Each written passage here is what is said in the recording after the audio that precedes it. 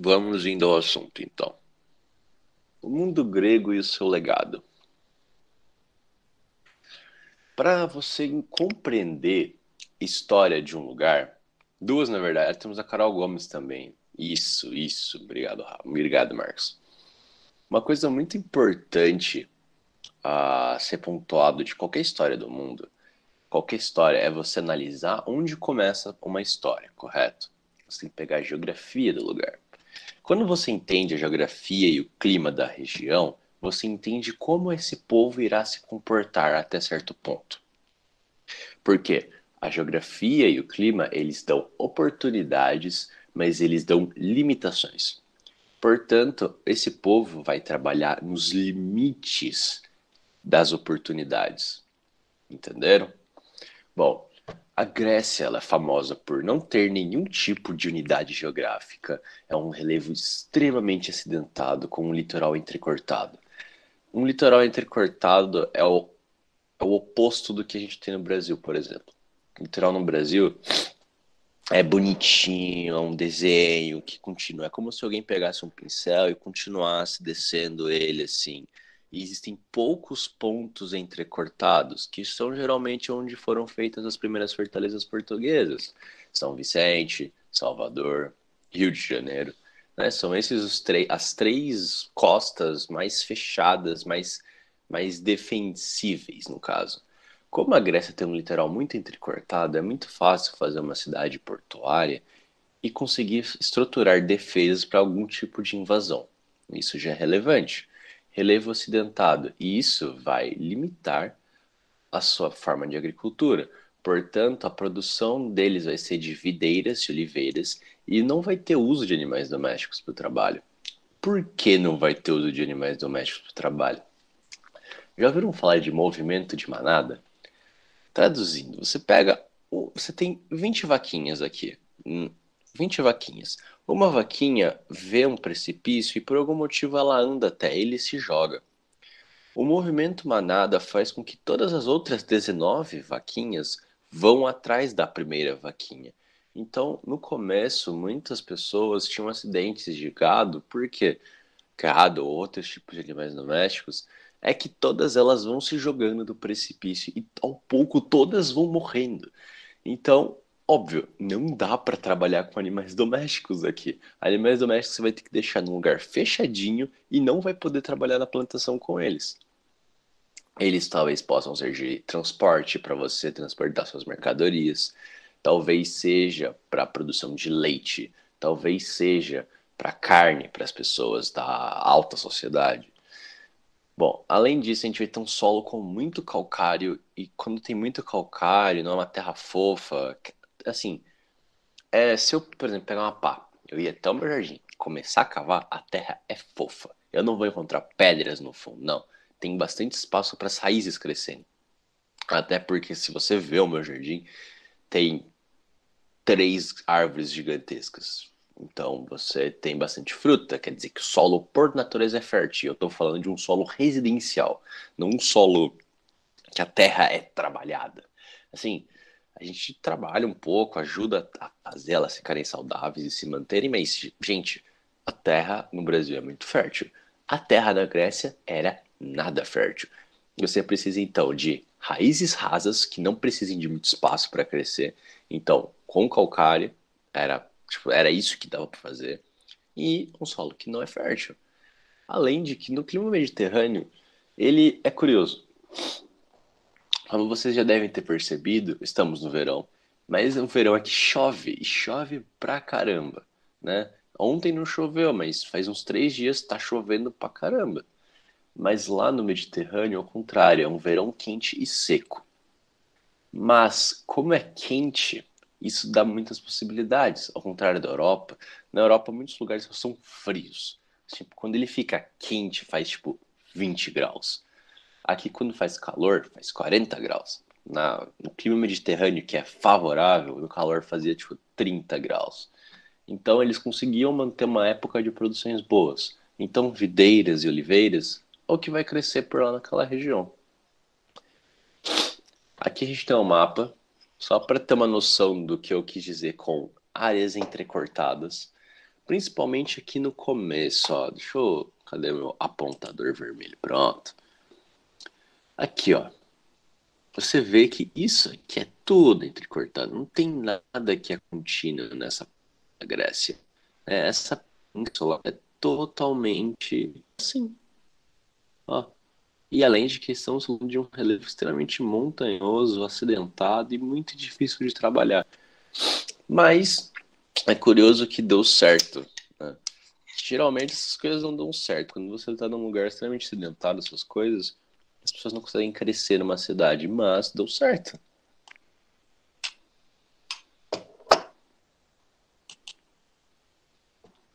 Bom, eu vou passar uma periodização básica da Grécia. Porque se eu for dar os 5 períodos com ênfase e tentando falar de todos muito bem, eu não vou ter tempo para passar o resto da matéria do ano. Portanto, o período pré-homérico, homérico sendo em referência ao Homero, o escritor que tem aquela coisa, dizem que o Homero é uma amálgama de vários escritores gregos. Não se saiu ao certo. Bom, no período pré-homérico, você tem o povoamento do território. Então, você começa aqui as pessoas a se fazerem seus assentamentos. Porque, lembrando, antes o ser humano era nômade, e a partir de algum momento ele percebeu que você plantar, cuidar da planta, pegar a planta e cuidar e viver disso, é bem melhor do que você ficar andando por aí, caçando e também ficar procurando plantas silvestres comestíveis. Sim, após a aula disponibilizarei os slides. O monitor não está aqui hoje, ele ainda não, ele está meio preso nos cursos dele, aí por hora ele não vai conseguir entrar. Mas assim que. Aí quando ele entra, ele já vai postando direito. Eu vou criar o Classroom também. E aí eu já deixo o Classroom para todo mundo. E aí lá eu vou postar, eu vou postando os slides aos poucos, ok? Eu vou tentar pelo menos postar uma semana antes os slides aqui, como tá começando agora, Telegram, uma coisa que eu não usava direito antes. Então bom, no período homérico a gente vai ter as comunidades primitivas, que serão as genos, que vai ser, não, vai ser tá o começo ali. Você não tem uma cidade em si elaborada muito bem, mas você já tem um senso de comunidade, sensos de lideranças e sensos de limites sociais. Eles já sabem que, putz, se você matar alguém de graça não vale, não é legal. Mas se você matou alguém porque essa pessoa matou uma pessoa que você amava, é legal. É mais ou menos essa a ideia. Formação das polis, aí sim. A gente vai ver que no período arcaico, essa formação das polis vai fazer tudo ficar diferente, gente. Tipo assim, as pessoas se organizam em sistemas políticos diferenciados, elas começam a separarem, a começarem a se entenderem, a negociarem, a entrar no mundo comercial, a estabelecerem suas terras pós-guerras, ou continuar. E aí você vê no período clássico que vai ser o apogeu e lutas imperialistas, que essencialmente putz, os persas chegaram, vamos lutar. Lutaram contra os persas, beleza. Depois os persas, os gregos e os espartanos não se entendem mais. Putz, vamos lutar. Beleza, os espartanos ganharam, show. Aí chegam os macedônios no período helenístico, um século de período helenístico. Chegam, olham para os espartanos, legal, vocês são a Grécia, né? Aham, ok, então. Pá, dá um tapa na cara dos espartanos, os espartanos caem do trono, aí chega, os macedônios sentam no trono, aí chega o Império Romano, nossa, que legal todo esse Império Macedônico, né? Né? Legal. Eu acho que eu quero ele pra mim. Aí vão, pegam uma porra do Império Macedônico e por aí vai.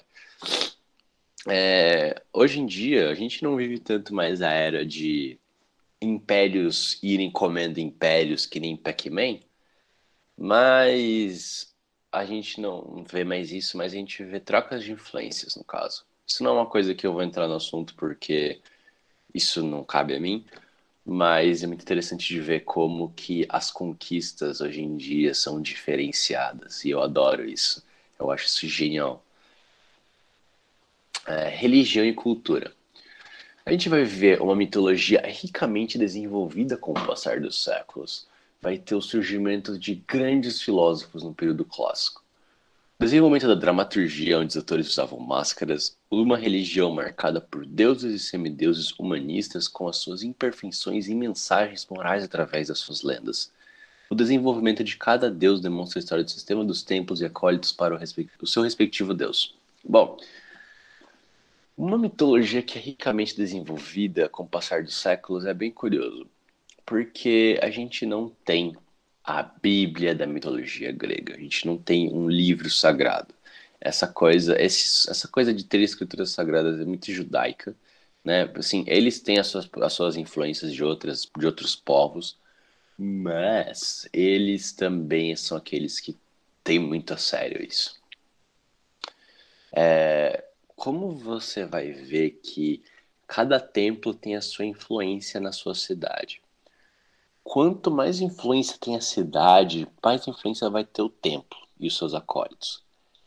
Então, provavelmente o motivo que até hoje a gente fala que Zeus era o deus dos deuses, era porque, era porque o templo de Zeus era o com maior influência durante todo o território grego, durante toda a sua história.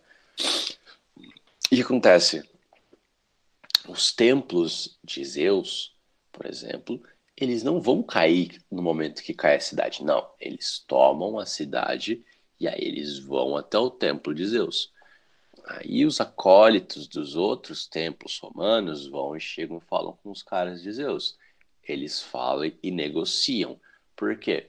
Porque como os deuses são humanos, os seus heróis semideuses são humanos, as ações deles no Olimpo terão reflexo na Terra. Logo, se Zeus perdeu a sua influência no Olimpo, é por isso que os acólitos dele estão perdendo a sua influência na Terra, correto? Querendo ou não, o panteão grego ele é uma gigantesca luta entre vários deuses constantemente na representatividade dos seus acólitos negociando e tentando dominar outros lugares, entendeu? Então, até hoje você vai ver. O maior exemplo da modernidade de que a gente ainda se importa com mitologia grega é Percy Jackson, que é uma literatura jovem, que é muito legal, que eu gosto, que é um. Assim, ela não vai explicar toda a mitologia grega para você, mas ela te instiga a ir atrás de mitologia grega. Isso que é o mais legal. Dramaturgia é teatro, essencialmente. E o Deus da Guerra, professor? Peraí, mas o Deus da Guerra que é o Ares ou Deus da Guerra que é o Kratos? Aí sim são assuntos diferentes. Mas o Deus da Guerra, Ares, aí o que acontece? Ele sempre tem um papel nas narrativas de secundário. É raro você encontrar um canto sobre Ares, correto? Porque ele é um deus secundário que está sempre a apoiar o seu pai Zeus. Ele está sempre a organizar as guerras e as lutas do seu pai. Portanto, um exército espartano tem como patrono Ares. Mas ainda assim você vai ver que eles têm respeito a Atena, porque a Atena também é uma deusa da estratégia e da guerra. O povo vai ter isso na cabeça. Não é porque assim, Zeus é Zeus, né? Ele é o cara ali de cima, mas Ares está ali sempre a seu serviço. Então, ele também vai ser prestigiado e também receberá seus sacrifícios.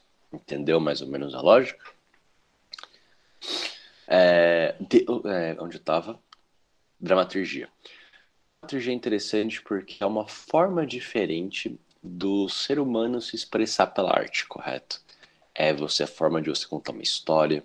Toda a história humanista, todas as coisas, as imperfeições, elas são mensagens morais, lições que são feitas às lendas. Se você parar para perceber, todos os motivos que alguma religião diz alguma coisa é para tentar ensinar alguma coisa para os seus seguidores. Você proíbe porco, mas na verdade não é porque ele só proíbe o porco. Você pegar um líder, um rabino, o rabino ele pode liberar e autorizar um porco na época. Ele chega, olha para o porco e fala: esse porco pode comer.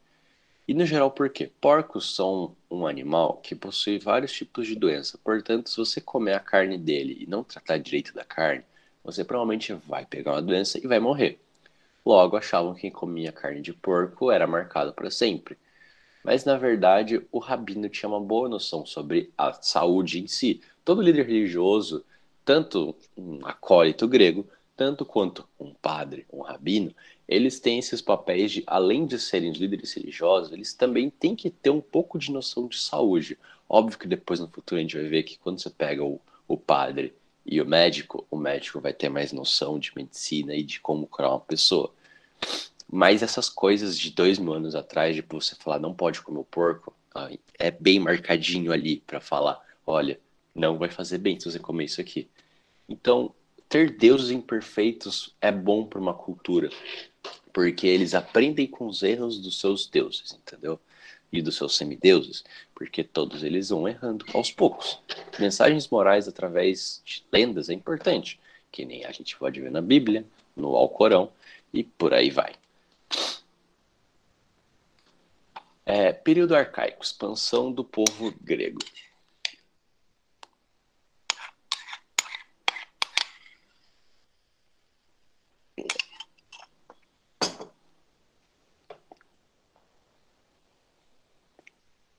Período arcaico, expansão do povo grego, diáspora.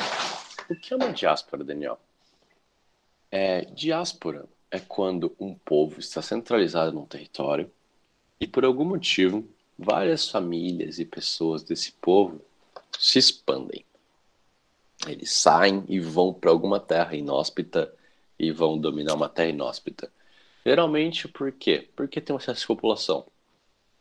Excesso de população naquela época podia ser 10.000 pessoas, talvez. Talvez mais, talvez menos. Formação das polis ao redor do Mediterrâneo. Como vocês podem ver aqui no mapa, dá para ver que o ponto central de expansão não é a terra, era o mar. Além do mar, é toda a costa do Mediterrâneo.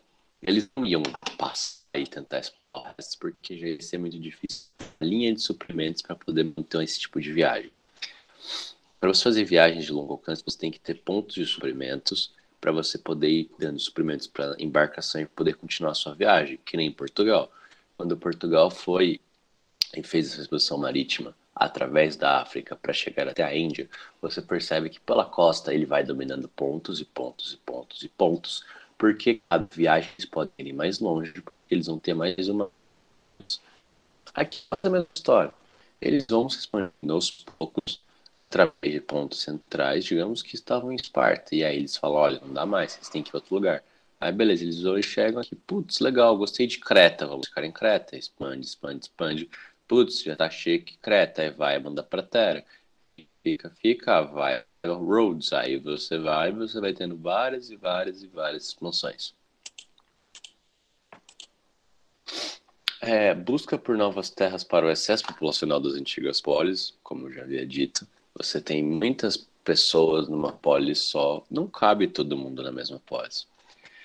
Novas colônias na Península Itálica e na Ásia Menor, que a gente conhece como Turquia hoje em dia. Então, Península Itálica é onde é a Itália. A Itália é onde vai começar Roma e por aí vai. Toda essa situação aqui, grega, quando eu falar sobre Roma, também vai estar, porque os romanos em si eles vão ficar por aqui, correto? E aí depois eu vou explicar para vocês como é que foi para eles lidarem com os gregos do sul. Como é que foi? Como será que foi? Bom, a gente vai ver isso nos próximos episódios.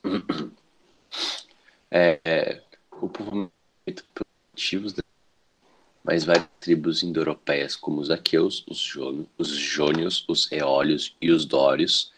Dórios, que nem o Dório, o atual governador de São Paulo. Não, a gente não está lidando com povos de empreendedores. Não. Os Dórios são o que a gente vai conhecer como, no futuro, que vai ser os espartanos. Eles trouxeram algo bem de interessante, que é o manuseamento dos metais com maior qualidade, no geral. Porque o material naquela época de manusear, o mais fácil para você fazer um tipo de armadura, espada, é o bronze. O bronze, ele é relativamente resistente, mas ele é mais fácil de manipular.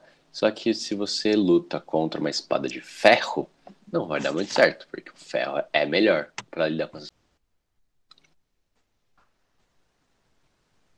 Beleza. Bom, continuando aqui. E constantes conflitos nas novas regiões povoadas. Por quê? Muitas vezes as novas regiões povoadas, elas já tinham pessoas, olha só que divertido. Então aí você tem um comércio, você tem uma negociação, logo menos você percebe, eita, a negociação não deu certo. Não deu certo. O que acontece? Vamos cair no pau. E aí, literalmente, era o que acontecia. Os caras caíam no pau. Quem saía por cima ficava com a terra. Porque isso, poxa, gente, porque é a história da humanidade. Terra legal. Puta, eu quero. Não, eu já tenho essa terra. Não. Aí a pessoa vai lá e plou. Aí eu fico, putz. Detalhe, isso faz uns 3.000 anos, mas eu ainda vou falar, putz. Então, bom, vamos lá. Vamos começar com os grandes players que vai ver e que são os relevantes para os assuntos no geral como um todo. Esparta, século IX antes da Era Comum. Características e contexto. O sudeste da península do Peloponeso. Peloponeso, aqui, região do Peloponeso, famoso pelo... Lembrando que aqui que é Atenas, basicamente, é outro corpo continental. Bom, aqui, o Peloponeso, fundada pelos Dórios, como eu havia dito, que estavam indo na busca de terras férteis. Os Dórios trouxeram os do ferro para o mundo grego, causando maior efeito nas armas, assim, trazendo uma cultura militar mais avançada. O que a gente vai ver, o que eu te disse, é o que eu havia comentado sobre o Deus da Guerra. O espartano é um bicho engraçado. Ele vai fazer o quê? Ele vai sair dominando a maior parte das coisas que vão acontecendo na sua frente. Como ele simplesmente sai dominando, os Dórios chegaram e dominaram a região. Dominaram a região e introduziram o uso de ferro. Os outros que não sabiam usar ferro tinham uma desvantagem automática. É tipo quando a gente vê na invasão do Japão. Não sei se alguém aqui já viu o filme O Último Samurai, com o Tom Cruise. Óbvio que é com o Tom Cruise. Que você vê que são samurais com suas armaduras, seus arcos e flechas, suas katanas, contra um exército de século XVIII. Século XIX, perdão. Né? Um século XIX ali da vida. Que já é um riflezinho de perdeneira, de pólvora. Né? Você já tem estratégias militares diferentes. Óbvio, a diferença de armamento é que vai acabar com toda a situação por água abaixo. Logo, uma espada de ferro, uma espada de bronze, meu amigo, a espada de bronze vai tomar um pau. E quando eu digo isso, é sério, por isso que você vai ver muito mais bronze usado em bijuteria e joalherias hoje em dia do que você vai ver bronze sustentando um prédio de concreto. Não, você vai ver ferro e aço. No geral, aço inoxidável, porque aí não tem a chance de oxidar a barra de aço que está sustentando a construção. E com, tipo, daqui 30 anos não vai cair o prédio, porque simplesmente enferrujou o prédio por dentro. Bom, vai ter um aumento populacional, logo vai ter uma expansão territorial através de guerras e conflitos com as polis vizinhas. Então, sim, se você era vizinho de Esparta, era meio óbvio que em algum momento, se eles estavam com pessoas demais, eles vão olhar para você e falar: Nossa, que legal a sua plantação de vieiras. Eu quero. Aí as pessoas vão, pegam, lutam, os espartanos vão, tiram todo mundo de lá, colocam o seu povo lá dentro. Aqueles que aceitam trabalharem como escravos de prisioneiros de guerra. Beleza, trabalha como prisioneiro de guerra na plantação e acabou. Eu vou falar melhor sobre escravidão grega no final, porque é um assunto bem diferente. Porque a gente está muito acostumado com o estudo da escravização do povo africano aqui no Brasil e na América como um todo. São bem diferentes. São bem diferentes. Muita gente fala que o não havia racismo na Grécia, mesmo tendo a escravidão, mas é um argumento meio falho. Por quê, Daniel? Porque a escravidão de lá não era por causa da cor da sua pele, sim por causa, tipo, de você ter perdido uma guerra ou estar numa dívida com uma pessoa. Logo, você vai ver que, tipo, o cara que é escravo ali, ele parece muito com seu irmão. Então, beleza. Mas quando você sabe que o povo escravizado é aquele povo de pele escura, né, o branco pensa nisso, pô, automaticamente é mais depreciativo ainda. Porque, né, a xenofobia era fortíssima, com certeza. Xenofobia na Grécia é uma coisa, assim, fina, gente. A gente sempre esquece isso, mas a xenofobia lá dentro era uma beleza, ó. A principal deusa cultuada era Atena, como eu havia dito. Curioso, mas é verdade. Esparta, Atena era extremamente cultuada, porque é deusa da arte, da estratégia militar, da sabedoria. Eles valorizavam muito ela. E eu acho que um dos maiores motivos que eles tinham ranço com a cidade de Atenas, Atenas, cidade, Atena, deusa. Com Atenas é porque a deusa paterna deles era Atena. E eles curtiam muito Atena. Como eu disse, é muito raro você encontrar Ares sendo um deus principal de qualquer tipo de narrativa grega. Portanto, ele só mantém o seu papel aqui, ele continua sendo um deus secundário.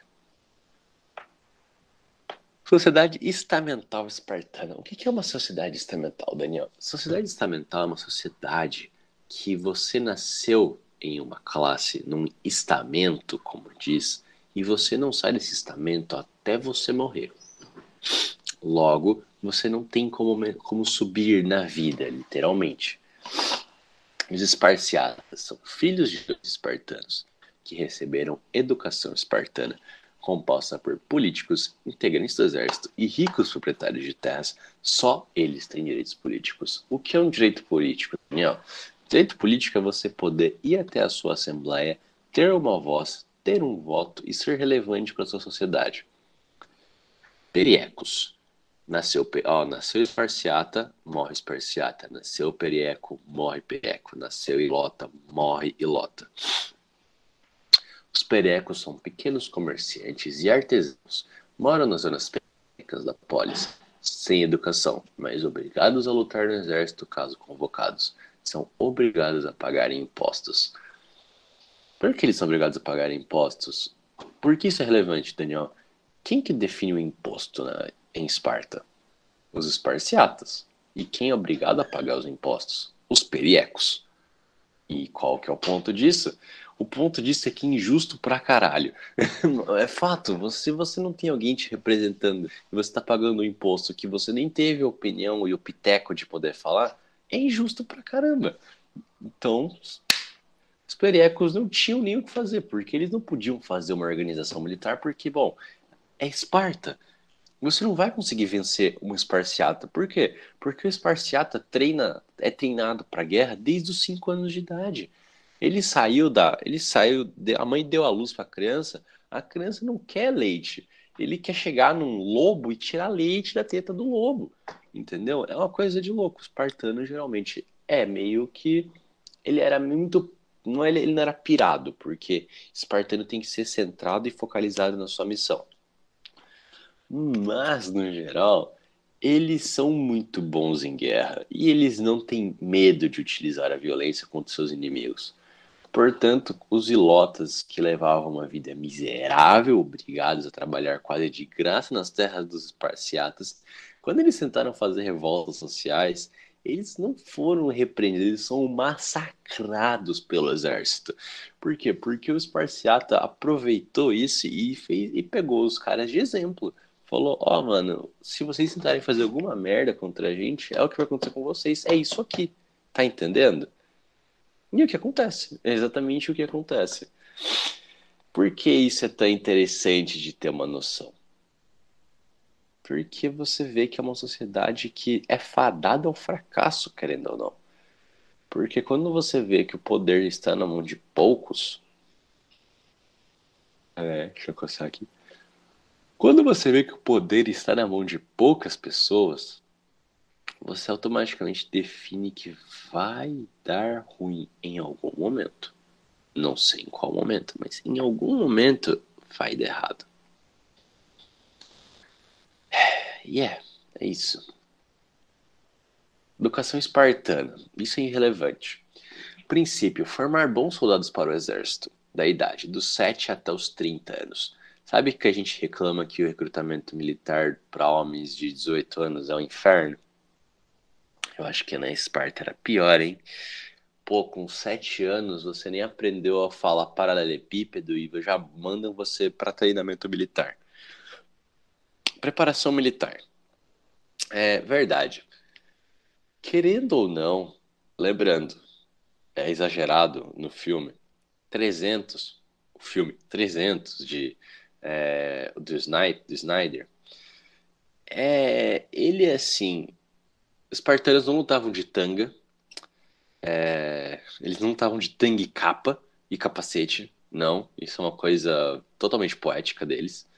Armadura completa, armadura estilo grega mesmo.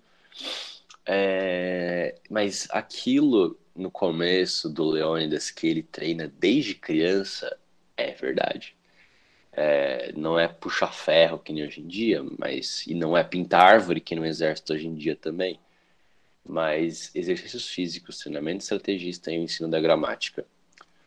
Por quê?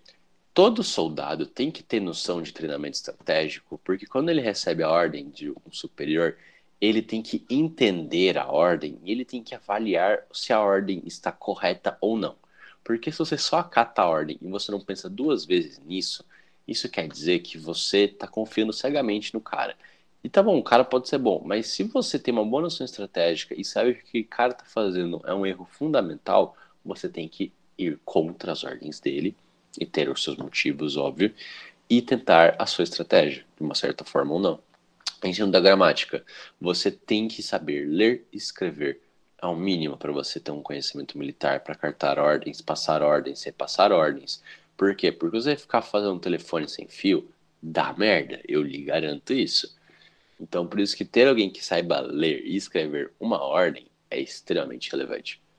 Relatórios de guerra, relatórios para informação, tudo isso é importante para uma sociedade. Você tem que ter, eles têm que ter noção do que diabos está acontecendo do outro lado do muro. Aos 30 anos eles se tornam oficiais militares, e eles recebem os seus direitos políticos depois de muito tempo. Agora, mulheres. Sim, mulheres recebiam educação. Falando de mulheres esparciatas. Educação espartana é apenas para os esparciatas. Mulher. Treinamento militar e atividade física para que Esparta seja capaz de dar filhos para o exército e possa proteger o lar enquanto o homem está na guerra. Treinamento militar, danças, músicas, arte, a ideia de que ela seja bem letrada para que ela, quando ela tenha filhos, ela possa também ajudar na educação. E não é bom você ter os seus, tipo, não é bom você ter um desequilíbrio intelectual dentro de uma casa espartana. Você precisa que o filho veja os dois pais como exemplos, né? Você sabe que os dois são inteligentes pra caramba e que isso vai te motivar a ser uma pessoa inteligente e forte, né? Você não vai ter essa glutomia que a gente vai ver muito em Atenas. A glutomia é o quê? É pessoas que ficam sentadas o dia inteiro e comendo, essencialmente falando. Correto? Seja capaz de dar filhos fortes. O que isso quer dizer, Daniel? Quer dizer que, assim, gente, antes da gente ter uma medicina moderna, mulheres morrerem em partos era extremamente recorrente. Infelizmente, até os dias de hoje. Dependendo dos casos, óbvio, você consegue fazer um aborto aqui no Brasil, mas não é todo caso que você pode abortar. E mesmo assim, tem muitos riscos a gravidez de uma mulher. Naquela época era pior ainda, correto? Mas eles acreditavam que se a mulher tivesse um corpo são, uma mente sã, né, um treinamento, uma atividade física, que ela seria capaz de dar à luz para mais de um filho e não sofrer as consequências de um corpo, entre aspas, frágil. Sim, Esparta era extremamente patriarcal, mas eles davam, querendo ou não, o seu devido respeito às mulheres como um todo.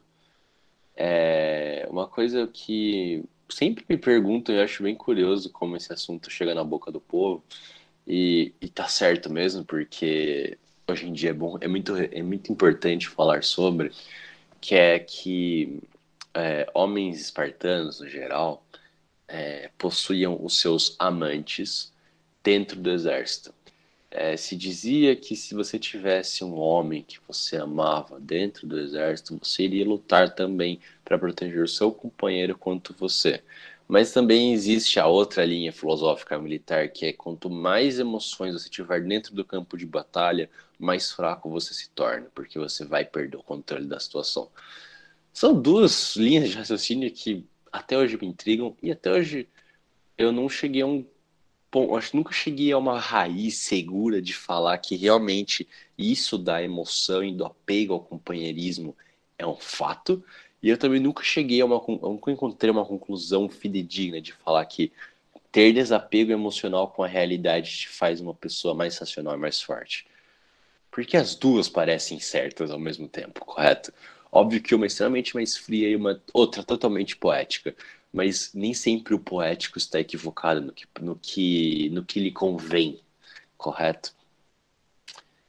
E é muito louco. É uma coisa bem engraçada de analisar e de você ver e entender o que está acontecendo. Eu gosto de dizer isso, pô. Eu gosto de ver e analisar isso, me interesso. Porque Principalmente porque os alunos perguntam. E quando toda vez, tipo, no segundo ano que eu dei aula, fizeram a mesma pergunta, no primeiro dia de aula. Então, pra mim, aquilo já foi caramba, né, mano? Isso é um puta assunto recorrente, pelo que eu tô percebendo, né? E aí, aí é bem isso mesmo. Bom, política espartana. A gente tá quase chegando em Atenas, calma, vamos lá. Política espartana. Reis. Você tem dois reis que possuíam funções militares e religiosas, governavam a cidade e possuíam diversos privilégios. Leônidas era um rei. Havia outro rei junto com Leônidas, mas apenas Leônidas foi para a guerra. Isso é um fato. Ele foi com a sua guarda real para as Termópilas a lutar na guerra. E sim, ele lutou bravamente durante tipo, 5 dias, eu acho. E todos eles morreram. Até hoje não se sabe ao certo se realmente a Jerúsia, se ela foi subornada ou não. Bom, vamos continuar aqui. A Assembleia são cidadãos e cidadãs se reuniam uma vez por mês para tomar decisões políticas, exemplo, aprovação ou rejeição das leis. Correto? Então, todos os cidadãos, vulgo os esparciatas, lembrando, gente, cidadão quer dizer alguém que possui um direito cívico. E nem todos têm direitos cívicos dentro de uma sociedade grega.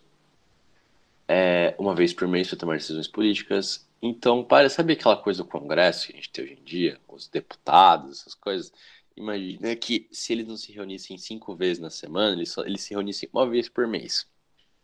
Era essencialmente isso. Todos eles só se reuniam uma vez por mês. Gerúsia, formada por 28 gerontos, são esparciatas maiores de 60 anos e dos dois reis. Elaboram as leis que serão debatidas pela Assembleia. Então, digamos assim, a Assembleia, o cara pode soltar uma sugestão de lei, mas quem vai criar o projeto de lei para ser votado e discutido é a Gerúsia, entendeu? Aí a gente vai ter os éforos, 5 cidadãos que possuem diversos poderes administrativos, militares, judiciais e políticos, atuam na política como se fossem verdadeiros chefes de governo. Mas os reis não são os chefes de governo? Sim e não, né? Porque primeiro eles têm que conversar com a Gerúsia para elaborar as leis. Mas eles têm quase total autonomia do exército, vulgo total autonomia do poder, porque se você controla o exército, você meio que controla um estado.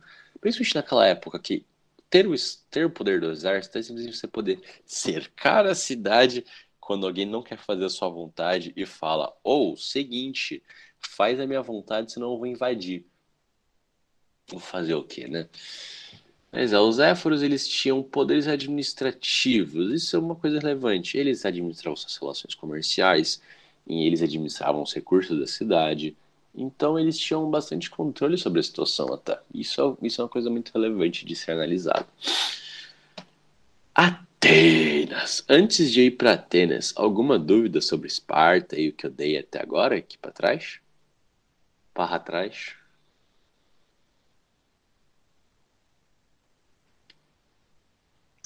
Não, Bom, Atenas era muito bem posicionada maritimamente, ela possuía uma leve fonte de recursos que lhe interessavam às outras polis.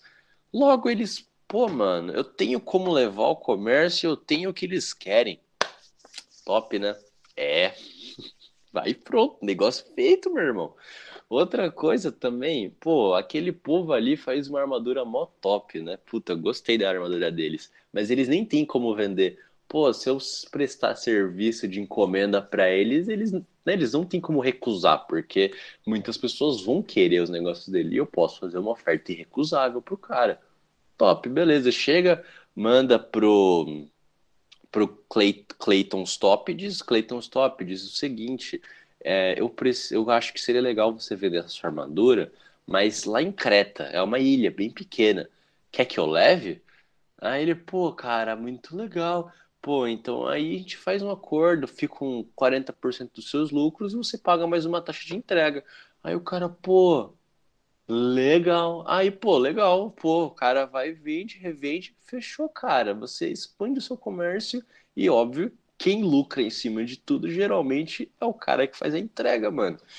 Então, sim, o iFood era um barco antes de tudo. Só que você não entregava comida. Dependia da comida. Existem comidas que podem ser guardadas dentro de um barril de madeira. Pô, legal, né? Morou, bicho. Você pode colocar certas comidas dentro de um barril, levar pro outro lado do oceano, levar e falar, pô, essa comida ninguém nunca viu aqui, né? Legal. Vai, vende a comida lá, vende por uma grana mais cara. Pô, show. Show de bola. Cara, Atenas cresceu a partir disso, no caso. Você cresce a partir de poder levar várias coisas assim. Bom, economicamente falando, óbvio. Como ela cresce economicamente de uma forma bem. O imposto surge com os gregos, o imposto surge no momento que o Estado é definido, Evelyn. Por quê? Para o Estado ser mantido, ele precisa de imposto.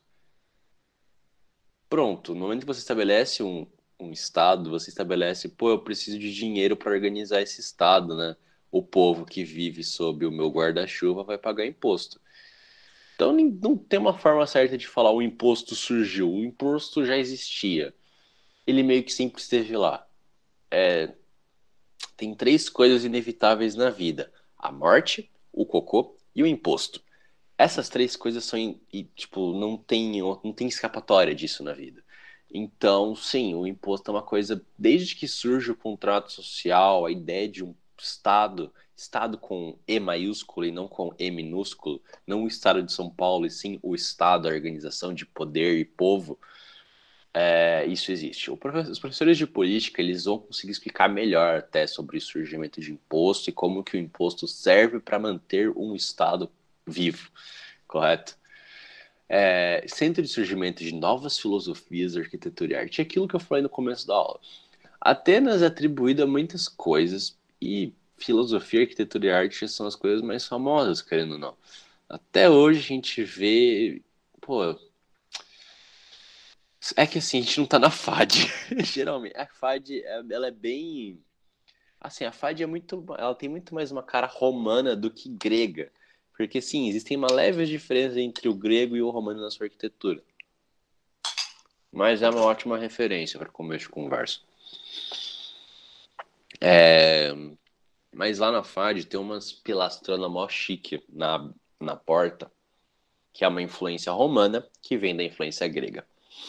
Que vem de uma influência ateniense, correto? Arte clássica, pinturas a óleo. Isso, a arte também inclui estátuas de mármore que eram pintadas antigamente. Isso é uma coisa que eu descobri. Tá bom, eu descobri isso já. Nossa, já faz uns 6 anos que eu descobri isso, beleza. Faz uns 6 anos que do nada alguém vira pra mim e fala: pô, sabia que as estátuas de mármore eram pintadas? E eu falei: pera, quê? Aí você pega uma estátua grega de mármore, você pega no microscópio, pá, aí você vê que tem partículas verdes da região do olho, partículas brancas, partículas de bege de cor de pele, e eu ficava, caraca, velho. E é curioso porque quando os romanos foram para a Grécia, as estátuas não estavam mais pintadas por completo. A tinta já havia saído com o tempo. Portanto, se você pegar algumas das estátuas romanas, pouquíssimas eram pintadas, mas a sua grande maioria todas eram no mármore direto, no seco, entendeu? Tipo, não tinha essa coisa, eu vou pintar a estátua de mármore. Não, não, meu irmão, eles pegavam no secão mesmo, pegavam aí fala aquele blocão de mármore de 2x4 e fica lá batendo e quando termina, pô, ficou bonito, né? Aí o cara, você vai pintar? Não, não.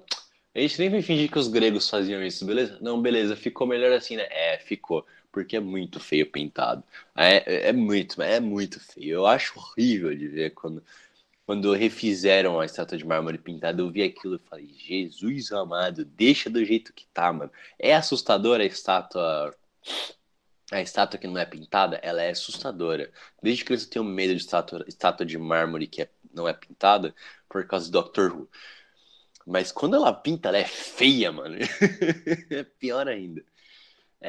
Bom, vamos continuar aqui. A hierarquia de Atenas ela era dividida entre nobres, homens livres e uma grande quantidade de escravos que eles realizam trabalho como mercadores, carpinteiros, professores e marceneiros, não mercenários, marceneiros. Então, escravos com trabalhos especializados que não cabe aos nobres. Nobre vai ficar muito em filosofia, talvez em um pouco de arquitetura, estratégias militares e por aí vai. O escravo, ele vai ser o mercador, ele vai ser o carpinteiro, ele vai ser o professor e vai ser o marceneiro. Então é muito curioso isso, porque eles têm cargos muito relevantes dentro de uma sociedade. É que a gente usa a palavra escravo porque meio que não tem outra palavra para você falar de trabalho forçado, correto? Professor é o mais curioso porque para pensar que o seu filho ele é letrado por um escravo, entendeu? Para a gente aqui no Brasil é meio diferente para e ver que em algum momento um escravo ensinou o chefe da casa a ler e escrever. Porque aos escravos aqui no Brasil lhes era negado o direito à leitura e a escrever. Então é muito capcioso você ver as diferenças de uma escravidão para outra, correto? É, é bem é um assunto bem, entendeu? Bem. Eu, eu vou, uma coisa que vocês vão perceber, eu vou falar, assim, toda vez que o assunto entrar de escravidão, eu vou dar uma leve pontada. Principalmente porque no Enem, falar sobre a escravidão e seus aspectos diferenciados no decorrer da história do mundo é relevante. Não precisa apenas saber da escravidão do século XVI até o século XVIII no Brasil, mas sim entender o peso de uma palavra durante uma sociedade, no caso. Deu pra entender mais ou menos a vibe que eu tô tentando passar aqui? Eu não tô falando vibe que nem um paulistano, meu, que vibe boa. Não, não, é uma, é uma linha de raciocínio que, assim, as linhas de raciocínio muito relevantes são conflitos, ordens políticas, aspectos sociológicos durante a história. E o que eu mais quero passar para vocês é a ideia de que tudo é conectado aqui. Tipo, não é à toa que eu tô dando Grécia. Eu tô dando Grécia por um motivo. Porque eu tô dando uma base para ir para Roma. Roma vai dar uma base para ir para a Idade Média. Idade Média vai dar uma base para eu poder ir para a Idade Moderna. E a Idade Moderna vai dar uma base para a gente chegar à Idade Contemporânea. Tá entendendo? Tudo é uma consequência de tudo. Tudo é relevante. Se eu pudesse dar antes de Grécia, eu daria, mas não dá. Eu tenho que passar, assim, o mínimo que eu posso pular é Grécia. Tipo, eu tenho que começar em Grécia. Por mim, Eu começaria em Mesopotâmia, povos mais antigos ainda. Aí, de Mesopotâmia, você vai meio que para Egito, e Egito você já vai para Grécia, logo em seguida. Mas não dá, que já seria muita coisa. Aí, tipo, puta, aí eu ia demorar 3 aulas para chegar em Grécia. E, infelizmente, é um luxo que a gente não tem. Mas, bom, prosseguindo, hierarquia dividida. Então você vê que é diferente. Você nasceu nobre, tu morre nobre, tá? Não tem como você se tornar nobre. O homem livre, ele pode se tornar escravo depois de um ponto de dívida. Mas quando ele pagar a sua dívida com o seu serviço de escravo, ele vai se tornar um homem livre outra vez. Entendeu? Uma democracia que privilegia seus cidadãos, que são os homens livres nascidos em Atenas de maiores idades, com o direito de participarem da assembleia e de fazer a magistratura. Homens, quando eu digo homens, não é no sentido francês, e sim no sentido estrito da palavra homem, aqui no português. Homem, homem, masculino. Cidadão era o homem. A mulher não tinha voz dentro de Atenas, no geral. Curioso, sendo que a deusa patrona deles era Atena. Vai entender, né, Brasil? Estrangeiros. Não possuem os mesmos direitos, além de serem obrigados a pagar impostos e prestarem serviços militares. Como eu disse, você ser estrangeiro você ser estrangeiro geralmente na Grécia é uma merda, porque você não vai falar quanto de imposto você vai pagar, e se por algum motivo aqueles idiotas entrarem dentro de uma guerra, você vai ter que lutar na guerra deles. Ai, gente, que bosta. Exatamente. Não seja estrangeiro num lugar grego de 3.000 anos atrás. Fica a dica. Se você for descobrir como viajar no tempo, não vai pra Grécia, cara. E, assim, toda vez que, quando eu era criança, eu falava, puta, se eu viajasse no tempo, eu iria pra tal era. Hoje em dia eu paro e penso, mano, se eu viajasse no tempo, eu, com a minha, com as minhas feições visuais, existe algum lugar do mundo que eles não iriam me caçar ou pelo menos me pegar pra estudar? Aí eu, não, né? Eu, puta, foda. Então né? No máximo algum lugar do Oriente Médio durante o ápice da tolerância deles. Puta que pariu. Outros tempos, né? É, foda. Continuando. Bom, aqui. Ô, diz. Tudo bem? Esquema de funcionamento da democracia ateniense. Vamos lá. Como funciona uma democracia ateniense? Eclésia, ou Assembleia do Povo, que são todos os seus cidadãos, eles vão votar as leis, decide a paz, a guerra, e vão eleger os magistrados, e ele vota o ostracismo. Bom, aí já começa uma separação. A gente vai ter aí os magistrados, mas antes disso a gente vai ter, dentro da própria Assembleia, a gente vai ter o Conselho dos 500, ou a Boulé, que são 500 elementos escolhidos à sorte. Então, mais ou menos, dos 10.000 cidadãos, 500 vão colocar, tipo, todos vão colocar o nome numa caixinha e vão puxar 500 nomes. Dos 500, eles vão e fazem o Conselho dos 500. Elabora as propostas de lei para submeter à votação da Eclésia. Então, eles que vão fazer os projetos de lei, e aí eles fazem esses projetos e eles que mandam para a Eclésia. Se eu bem me lembro, os sorteados, eles têm um mandado de 1 ano apenas, correto? A Ilileia, ou Tribunal Popular, são outros dos 10.000 que são sorteados, 6.000 nomes, e eles vão julgar a maior parte dos delitos. Por que a maior parte? Porque outros vão ficar na mão dos magistrados. Barulhos do meu cachorro. Vamos lá. Os magistrados. Dos magistrados a gente vai ter os 10 estrategos e os 10 arcontes. Como vocês estão vendo aqui, tem sorteio, eleição e todos. Isso é muito relevante. Por quê? Magistrados são 20 caras que, assim, você tem 20 magistrados, correto? Dos 20 magistrados, você vai ver que 10 vão ser sorteados para arcontes e 10 dos estrategos serão eleitos pela eclésia, entendeu? Então, os estrategos, eles são eleitos por 1 ano, comandam a marinha e o exército, gerem os assuntos externos e as finanças do Estado. Então, eles são extremamente relevantes. Como eles vão comandar a Marinha, que vulgo a força militar mais relevante dentro do exército ateniense, depois o próprio exército de infantaria continental, seguido por relações diplomáticas e finanças, basicamente os estrategos eles são os caras mais relevantes de todos, como um todo. Cidadãos são 45 mil, falei errado, só contando. Isso pelo menos no ápice da sociedade ateniense. Dos 10 arcontes, eles organizam o culto. É engraçado que eu acho engraçado toda vez que eu leio isso, eu falo.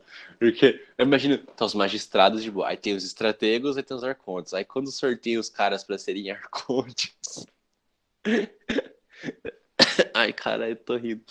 Eu imagino que automaticamente você ganhou o sorteio pra ser um arconte. Aqui está o seu capuz, a sua capa e o seu pergaminho. Por favor, organize um culto.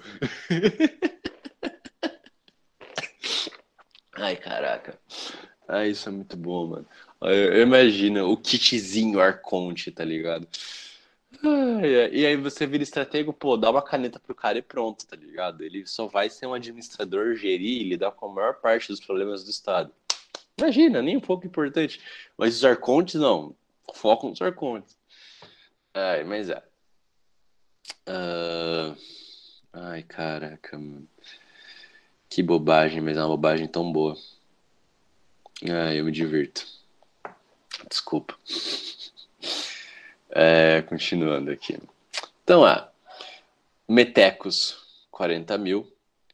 Vulgo, metecos são basicamente os homens livres. Cidadãos são 45 mil. Escravos, 110 mil. E membros familiares, que são as mulheres e as crianças, é 105 mil habitantes.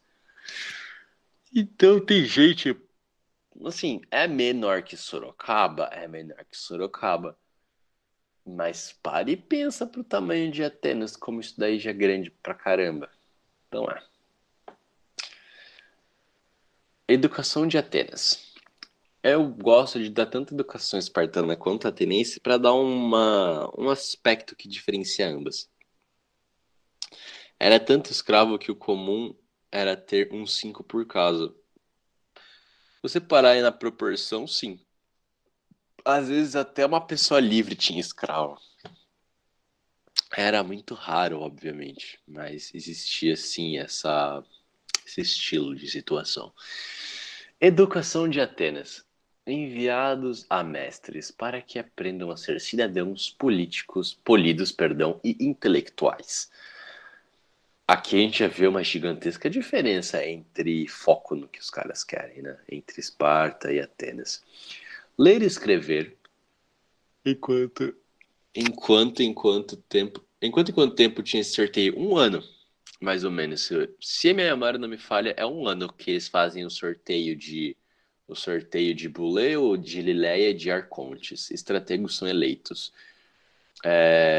Por que eles são eleitos? Geralmente eles eram cidadãos e lançavam a sua candidatura para estratego. E aí tinha uma época de debates, e aí depois da época de debates havia uma eleição. Toda essa ideia de debate que a gente vê hoje em dia entre os nossos políticos é um fruto disso. É um fruto dos candidatos a estrategos se juntarem na eclésia e tem um dia da eclésia sobre aqueles que vão debater para serem estrategos e fazerem os seus discursos e as suas campanhas políticas, entendeu? O que é relevante disso? Só pode ser eleito por um ano, e se eu bem me lembro, você tem que ficar um tempo afastado do cargo para poder se reeleger outra vez, ok? E óbvio, o sistema de impeachment já existia, entendeu? Logo, como já existia o sistema de impeachment, se por acaso um estratego não estava cumprindo com seus cargos, eles podiam mandar ele naná, entendeu? Uh, Bom, continuando aqui. Ler e escrever, entretanto, além do que os espartanos, eles também lhe é ensinado a literatura e a história. Espartano também é ensinado história, mas é que a literatura é uma coisa muito mais chave, para que eles sejam grandes poetas e saibam usar corretamente a retórica. O que eu mais quero mostrar é que a eclésia, os 45 mil elementos que se encontram dentro de uma assembleia, eles precisam se destacar. né? Ele precisa saber se destacar dentro da eclésia. Então, o que acontece? O que acontece é que eles têm que saber falar bem pra caramba, gente. Se você não sabe falar bem dentro de uma eclésia, meia mão, tu rodou, parça. Entendeu? Essa é a lógica, no caso. Eles vão aprender a tocar instrumentos musicais com maestria lírica para que possam desenvolver a ternura de suas almas, assim sendo mais harmônicos e corteses e delicados. Sim, você tem que ser muito refinado como ateniense. E hipócrita? Eu continuo achando que é hipócrita pra caramba, Atenas. Não é como se a Esparta fosse uma belezura da belezura, mas até hoje eu acho que Atenas era uma hipocrisia do caramba. Mas isso não vem ao caso. Enviam eles para os professores de ginástica para que possam ter o corpo são e robusto. São e robusto, mas principalmente você não quer ter um corpo militar funcional. Você quer ter. Não é você ser um bodybuilder exatamente, mas é você ter um corpo de estátua de mármore que os caras chegam e falam, pô, cara, dá pra fazer uma estátua mó linda sua, né? E o cara, pô, você gostou, né? Pô, curti, legal.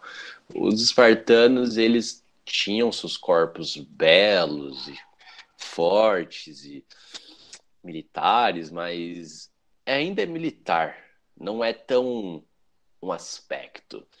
Eu não gosto de falar muito, mas é porque hoje em dia parece muito mais assim. Essencialmente, o ateniense ele é um pouco mais pro estético, men's physique, bodybuilder, né? Do que o espartano, que seria talvez tanto uma ida para o funcional, para o crossfit, para a calistenia como um todo. Principalmente calistenia no caso. Porque, querendo ou não, o CrossFit tem certas coisas que são meio fora de pauta. A calistenia é uma coisa que o militar é mais focado mesmo. Até hoje você vê no exército, mais no brasileiro, não tanto no americano, mas a calistenia é uma coisa mais forte dentro do sistema militar. É verdade, por algum quesito, alguém da turma, algum dos garotos ou das garotas, por acaso, está prestando serviço militar agora? Manda aí no chat se algum de vocês está participando disso. Porque é bem curioso. Ano passado tinha um garoto que tava fazendo serviço obrigatório. Ou ele tinha entrado para a escola dos cadetes, não lembro agora. Mas não, mentar era serviço obrigatório mesmo. Bom, geralmente os filhos dos ricos são enviados, assim podem entrar com a idade mínima na política e possam se manter vivos e sãos até a terceira idade. Cara, o ateniense, ele é um cara que brisava em viver demais. Eu não nego isso. Eles gostavam de viver bastante porque assim que eles chegam aos 60, eles vão se sentir anciões, sábios, inteligentes e todo o fetiche que um ateniense tem de viver. Bom, alguma dúvida de Atenas? Não, é verdade. Nossa, que curioso. Tô com uma carta aqui que são dois. É um casal. São dois caras que defendem uma cidade aqui. Nossa, deixa eu até ver se eu consigo ver isso aqui. Peraí. Será que eu consigo abrir minha câmera? Pera aí. Cadê minha câmera aqui? Pá, pá, pá. Vamos ver. Realmente. Vocês estão vendo a minha câmera? Sim, beleza. Tá, então deixa eu ver se eu consigo fazer isso aqui, ó. Peraí.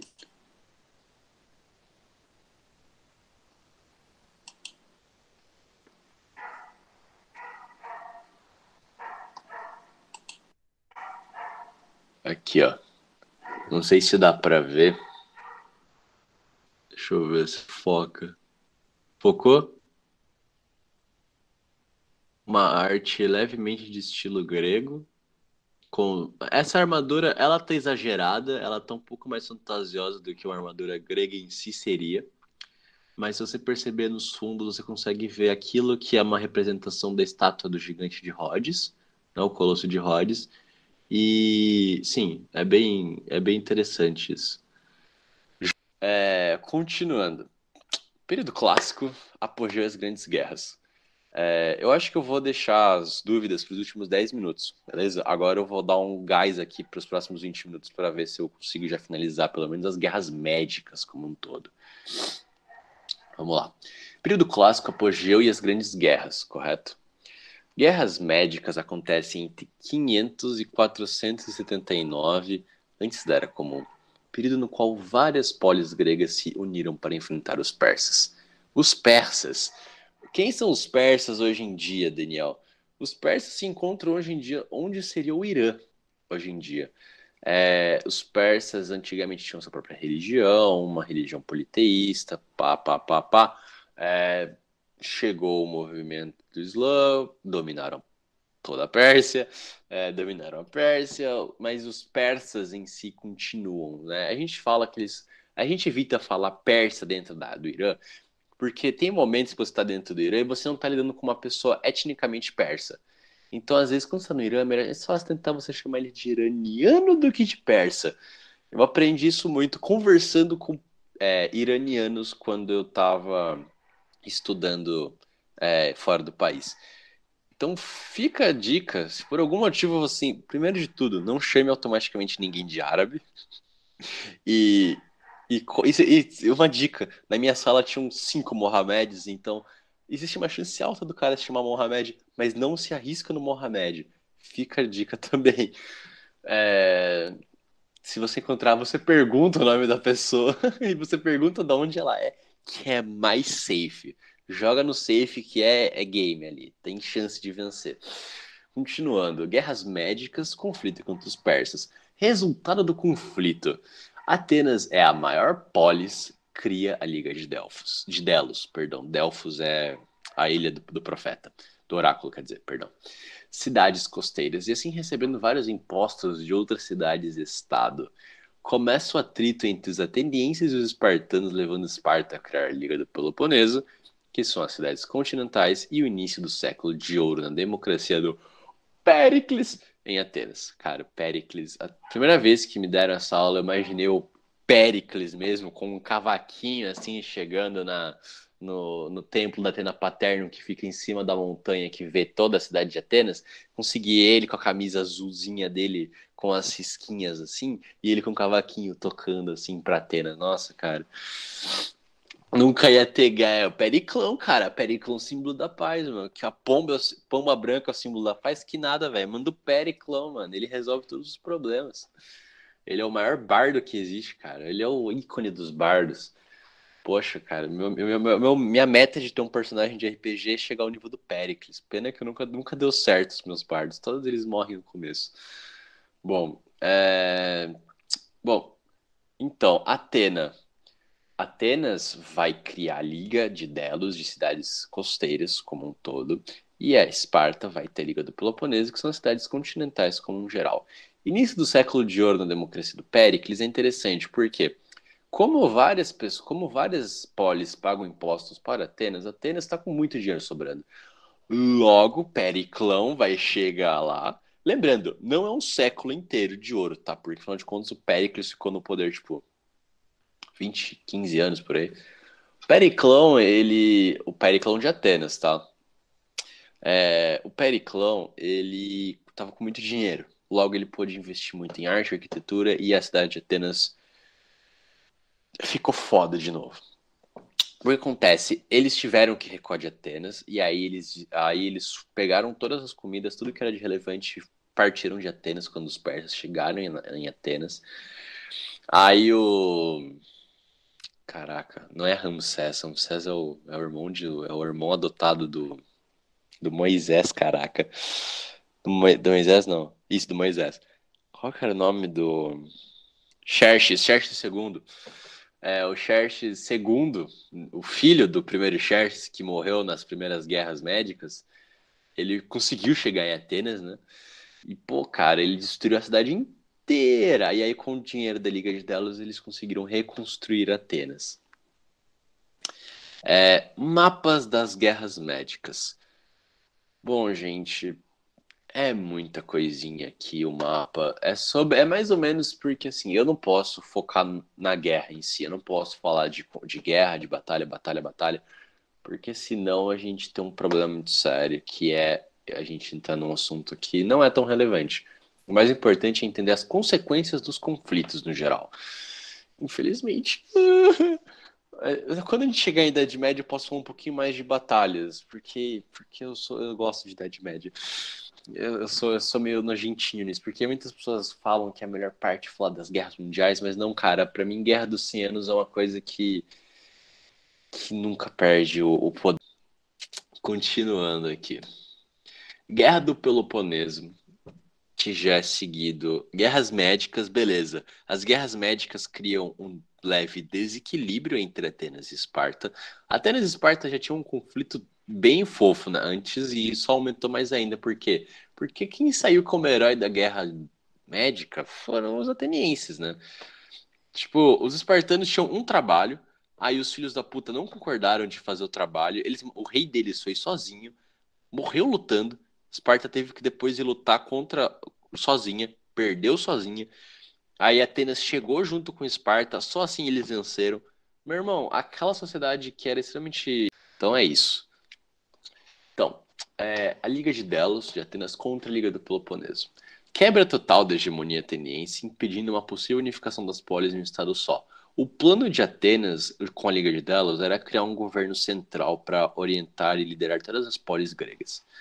A ascensão do modelo político espartano para todas as cidades gregas, crise econômica e várias cidades da Ásia Menor foram compradas pelos persas. Sim, guerras criam desequilíbrios econômicos. O vulgo, a cidade entra de leilão. Os persas, nossa, a gente batalhou pra caramba pra esses dois se matarem, né? Beleza, tô comprando a cidade ali. Pô, comprei a cidade ali, comprei a cidade ali, comprei aquela cidade. Então, sim. Vou comprar, que não é que você comprou mesmo, chegou, falou, tô dando 10 conto pela cidade. Não. É você chegar, negociar com a pessoa, negociar um estabelecimento comercial, um ponto de suprimento, um ponto de amizade, um ponto de paz, comprar a cidade. Abertura para a futura conquista do Filipe II, rei da Macedônia, dos territórios gregos, seguindo para o período helenístico. Eu não vou dar uma aula de Macedônia, mas antes de chegar em Roma, eu vou dar uma pinceladinha de leve na Macedônia por causa do Xande. O Alexandre o Grande, no caso. O Xandão. Não o Xandão, o streamer. O Alexandre o Grande. Bom, aqui é a situação atual de como tudo fica, né? E aí? Meu, espero que seja top aí o nosso ano. E nós, Sócrates pode ter sido uma paixão platônica de Platão, por isso ele é tudo isso na cabeça de Platão. Pô, mundo das ideias, cara. O Platão, ele criava todos os conceitos idealizados perfeitos da cabeça dele. Já parou pra pensar nisso? Rafa, quer dizer, Marcos, eu sempre confundo os dois. Marcos, os alunos podem sair, eles têm que sair às 10 ou apenas quando eu encerrar a aula? Pô, imagina, Deixa eu gente. ver no microfone A aqui. gente se encontra na É, FAD algum dia, não, pô. os alunos já podem, porque Manda. a próxima aula deles já está aberta a sala, tá bom? Obrigado, Dani. Ah, já Bom tá aberta a descanso, sala. bom feriado, bom final de Imagina. semana, quer dizer. Daqui a pouco eu vou pra turma 2, então é Interrompendo isso aí, gravação. gente.